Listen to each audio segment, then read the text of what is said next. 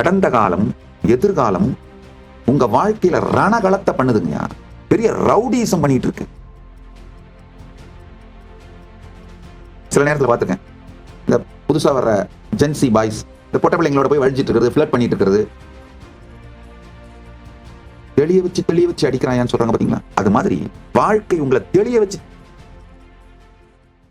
நாம எல்லாம் என்ன நினைக்கிறோம், டைமே ஒரு ட்ரெயின் மாதிரி, நாம எல்லாம் ஒரு பேசஞ்சர் மாதிரி உட்காந்துருக்கோம், அப்படியே நம்மளை இழுத்துட்டு போகுதுன்னு நினைக்கிறோம்.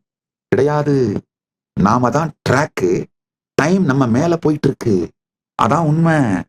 எப்போ இல்ல, நாம ட்ரெயின் ட்ராக்கு, தண்டவாளம், நம்ம மேலதான் காலம் போயிட்டு இருக்கு. நம்ம கான்சியஸ்னஸ் மேலதான் காலம் போயிட்டு இருக்கு. நல்லா புரிச்சுக்கோங்க. டைமை தேடினீங்கன்னா கடந்த காலம் இல்ல, எதிர்காலம் இல்ல, நிகழ்காலமும் இல்ல.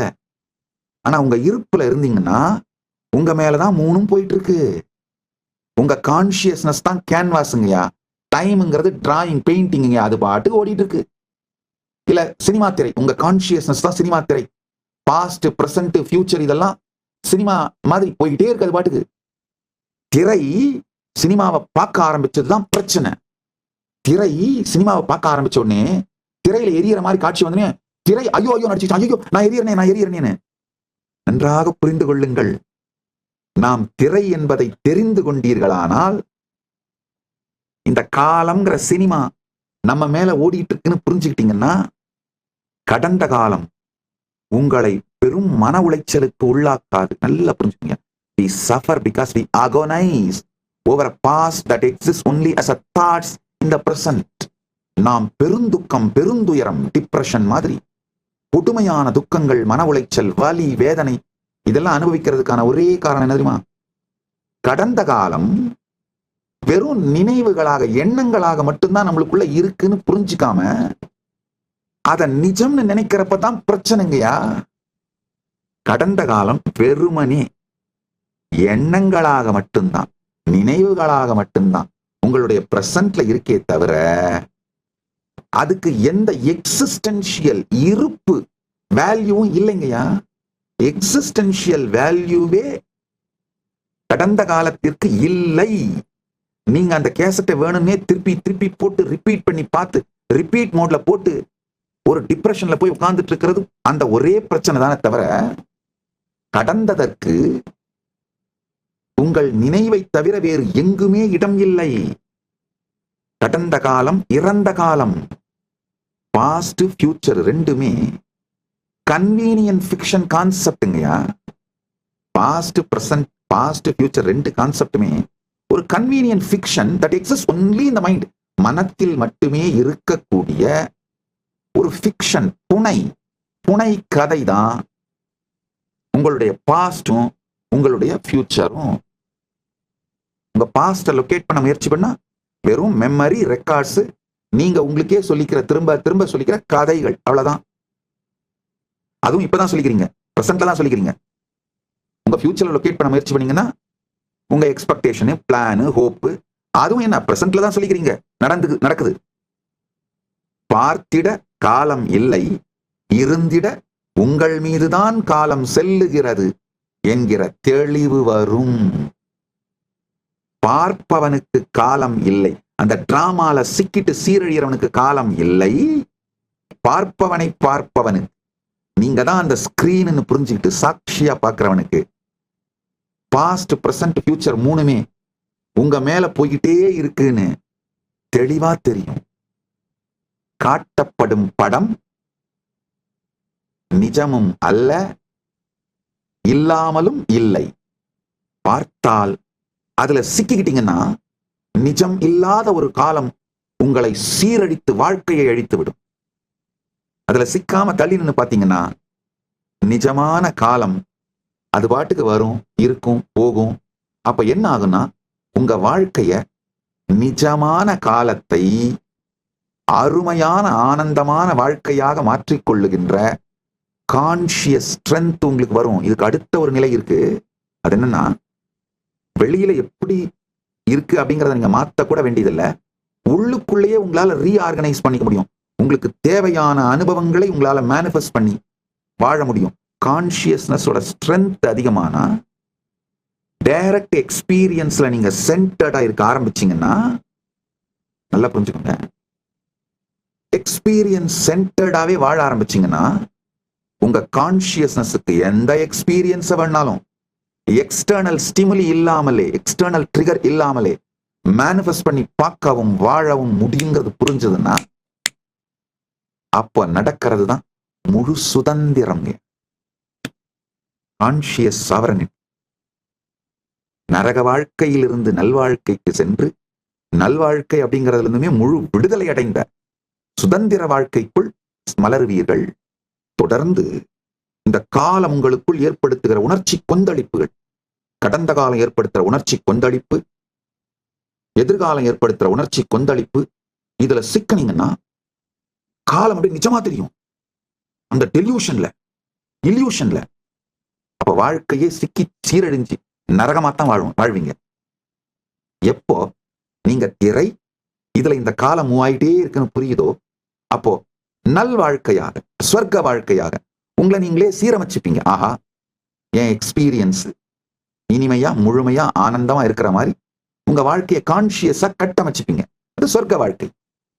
இதை தாண்டி ஒண்ணு, எல்லா எக்ஸ்பீரியன்ஸையும் வெளியில இருக்கிற சூழ்நிலைக்கு சம்பந்தமே இல்லாம இர்ரெலவெண்டா, ரிடண்டன்டா உங்களாலேயே மேனிஃபெஸ்ட் உருவாக்கி வாழ முடியும்னு தோணும் பொழுது, நீங்க ஒரு முழு சுதந்திரமான, வெளியில் இருக்கிற எதையும் எதுவும் எதனாலும் பாதிக்கப்படாத, பாதிக்க இயலாத, எதுவும் பாதிக்க இயலாத, எதனாலும் பாதிக்கப்படாத ஒரு கான்சியஸ் சாவரனான ஆன்ம சுதந்திரம் பெற்ற வாழ்க்கையை வாழ ஆரம்பிப்பீங்க. அதுதான் கைலாச வாழ்க்கை.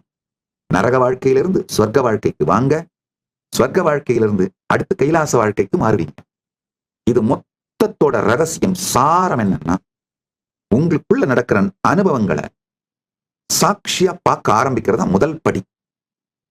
அப்போதான் இந்த டைம் இல்யூஷன் கிரியேட் பண்ற சஃபரிங் தெளிய வச்சு அடிக்கிறான்னு சொல்றாங்க பாத்தீங்களா, அது மாதிரி வாழ்க்கை உங்களை தெளிய வச்சு அடிச்சிட்டு இருக்கிறது உங்களுக்கு புரியும். பொதுவா அந்த ஆதீனங்களுக்கு, நம்முடைய கைலாசங்கள், உலகம் முழுக்க இருக்கிற கைலாசங்களுக்கு புதுசா வர்ற சன்னியாசிகள், பிரம்மச்சாரிகள், அவங்களுடைய பிஹேவியர்ஸ், இல்ல புதுசா வர ஆதீனவாசிகள் பிஹேவியர்ஸ் பார்த்திருக்கேன். வந்த உடனே பாத்தீங்கன்னா சில பேர் அவங்களுடைய நல்ல நடுத்தர இல்ல உயர் நடுத்தர அப்பர் மிடில் கிளாஸ் ஃபேமிலில இருந்தே வந்தா கூட, வீடுகள்ல அவங்க கேட்கிற மாதிரி விதமா மல்டிபிள் ஃபுட் எல்லாம் தினந்தோறும் சமைச்சு வச்சிருக்க மாட்டாங்க. தினந்தோறும் அவைலபிளா இருக்காது. ஆனா கைலாசத்துல நேச்சுரலாவே கோவில் நடக்கிறதுனால நிவேதனத்துக்காக தினந்தோறும் நிவேதனம் மற்றும் அன்னதானத்துக்காக குறைந்தபட்சம் 11 விதமான உணவு சமைப்பாங்க. காலையில 11 விதம், மதியானம் 11 விதம், இரவு 11 விதம், விதமா சமைப்பார்கள். விதவிதமான உணவு இருக்கும்.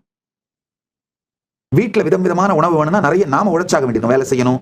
அந்த சமைக்கிறதுக்கு போர் அடிச்சுட்டே விதமான உணவுகளை சாப்பிட மாட்டோம், பணமே இருந்தா கூட. அது மட்டும் இல்லாம வீட்டுல இருக்கும்போது ஆர்டர் பண்ணி சாப்பிட்டா அந்த விதமான உணவுகள் உடல் நலத்துக்கு எடுத்துருது. ஒரு வாரத்துக்கு மேல நீங்க விதமான உணவுகள் ஆர்டர் பண்ணி சாப்பிட்டாலும் உடம்பு தாங்காது, ஹெல்த் கொலாப்ஸ் ஆயிடும். விதமான உணவுகளை நீங்களே சமைச்சு சாப்பிட்றதுக்கு நேரம் இல்லாதனாலையும், ஆர்டர் பண்ணி சாப்பிட்டீங்கன்னா உடம்பு கெட்டு போறதுனாலையும், தினந்தோறும் 11 விதமான, காலை உணவுக்கு 11 விதம், மதிய உணவுக்கு 11 விதம், இரவு உணவுக்கு 11 விதம்லாம் யாரும் ஈவன் அப்பர் மிடில் கிளாஸ் கூட சாப்பிட மாட்டீங்க. இந்த ஆதீனத்துல அந்த மாதிரி இல்லாம எல்லாம் 11 விதம் 3 வேளையும் கிடைக்கும். அதை பார்த்த உடனே உடம்பு முதல்ல என்ன பண்ணுவாங்கன்னா, கண்டபடி சாப்பிட ஆரம்பிச்சிருவாங்க, அளவுக்கு மீறி சாப்பிட ஆரம்பிச்சிருவாங்க. நான் எப்போ அவங்கள கண்ட்ரோல்லாம் பண்ண மாட்டேன். விடு ஒன்னே ஒண்ணுதான் சொல்லுவேன், அப்ப சாப்பிடும்போது சாட்சியா இருந்து பார்த்துக்கிட்டே சாப்பிடு. டிவைஸ் பார்க்காத, வேற அட்டென்ஷனை டைவர்ட் பண்ணாத, வேற யார்ட்டையும் பேசாத, அமைதியா உட்காந்துக்கோ. என்ன வேணுமோ எல்லாத்தையும் எடுத்து வச்சுக்கோங்க, நிறைய குவான்டிட்டி எடுத்து வச்சுக்கோங்க. பொறுமையா சாட்சியா இருந்து பார்த்து நல்லா மென்று ருசித்து சாப்பிடுங்க. 1 மாசத்துல அவங்களுக்கே புரிய ஆரம்பிச்சிடும். இல்லப்பா, அத்தனை இருந்தாலும், பக்தர்கள் கொண்டு வந்து கொடுத்தாலும், சமைத்தாலும், இதெல்லாம் எல்லோருக்கும் கொடுப்பதற்கு தான் தவிர நாமளே சாப்பிட்டுட்டு இருந்தோம்னா நம்முடைய உடம்பு மனசு மந்தமான ஒரு நிலைக்கு போய் சாப்பிட்றதை தவிர வேற எதையுமே ஆக்டிவா செய்ய மாட்டேங்குதுன்னு புரிஞ்சிடும். ஒரு மாசம் 2 மாசத்துல அவங்களே அலைன் ஆயிப்பாங்க வாழ்க்கைய. இல்ல இது சரியில்லை.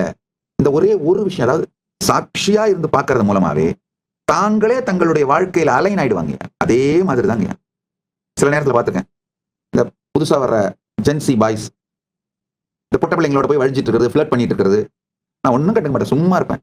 அது 2 மாசத்துல அந்த பிள்ளையோட மூட் ஸ்விங்கை வேணாலும் ஹேண்டில் பண்ண முடியாது, இவனுடைய மூட்ஸை அந்த பிள்ளையால ஹேண்டில் பண்ண முடியாது, தானா உடச்சிக்கும். நான் ஒன்னே ஒன்று தான் சொல்லுவேன், நீ எக்ஸைட்டடா வேக வேகமா இயங்கும் பொழுதும் உடச்சிக்கும் பொழுதும் என்ன நடக்குதுன்னு சாட்சியா பாரு. உள்ளேயும் வெளியிலையும் என்ன நடக்குதுன்னு சாட்சியா பாரு, புரிஞ்சிடும். இதே மாதிரிதான் கடந்த காலமும் எதிர்காலமும் உங்க வாழ்க்கையில ரணகளத்தை பண்ணுதுங்க. பெரிய ரவுடிசம் பண்ணிட்டு இருக்கு. அமைதியா பாருங்க. உங்க வாழ்க்கை ஒரு மார்க்கெட்னா கடந்த கால ரவுடிங்க. கடந்த காலங்கிறது ஒரு பெரிய ரவுடி கும்பல். அது டாய் டூயின்னு அடிச்சு துவச்சு மெரிச்சு அத்தனையும் சின்னாவினமாக்கிட்டு வசூல் குடுறா மாமூல் குடுறா அப்படின்னு அழிச்சிட்டு துவச்சிட்டு போகும். நீங்க ஐயோ என்னடா இது மெதுவா உங்க வாழ்க்கையை உங்க கடையை திரும்ப அடுக்கி வச்சுட்டு உட்கார ஆரம்பிக்கும் போது இன்னொரு ரவுடி கும்பல் அந்த ரவுடி கும்பல் அப்படிதான் பண்ணிட்டு இருக்கானுங்க, அவனுங்க கிட்ட இருந்து பாதுகாப்பு நீ எனக்கு மாமூல் கொடு அப்படின்னு இவனுங்க அடிச்சு துவச்சு, அது எதிர்காலம். அதை அடிச்சு துவச்சிட்டு அவன் போவான். கடந்த காலத்துல இருந்து நான் பாதுகாப்பு கொடுக்குறேன்னு சொல்லி எதிர்காலம் உங்களை ஏமாத்தி அடிச்சு துவைக்கும். எதிர்காலத்தை எங்க ஒண்ணும் பண்ண முடியாதுடா, நான் தான்டா கிங் அப்படின்னு கடந்த காலங்கிற அந்த ரவுடி கும்பல் திரும்ப அடிச்சு துவச்சிட்டு போகும். ஆனா இவங்க ரெண்டு பேரும் ஒரு நாளும் ஒருத்தன் அடிச்சுக்க மாட்டான்.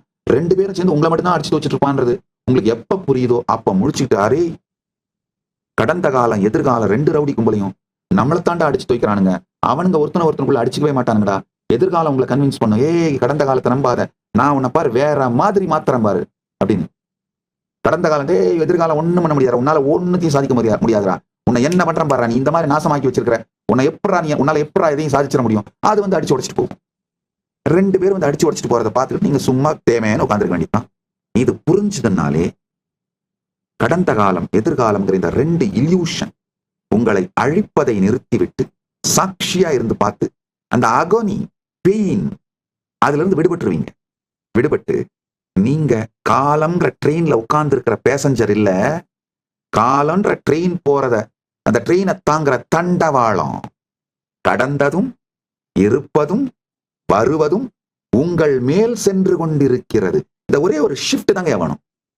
நீங்க அதுல உட்கார்ந்துட்டு போயிட்டு இல்ல, அது உங்க மேல போயிட்டு இருக்கு. நீங்கள் பயணி அல்ல, தண்டவாளம். மீண்டும் ஒரு முறை கதவை திற, காற்று வரட்டும். பகவான் ஸ்ரீ நித்யானந்த பரமசிவம் அருளும் சிறப்பு நீரலை சத்சங்கம்.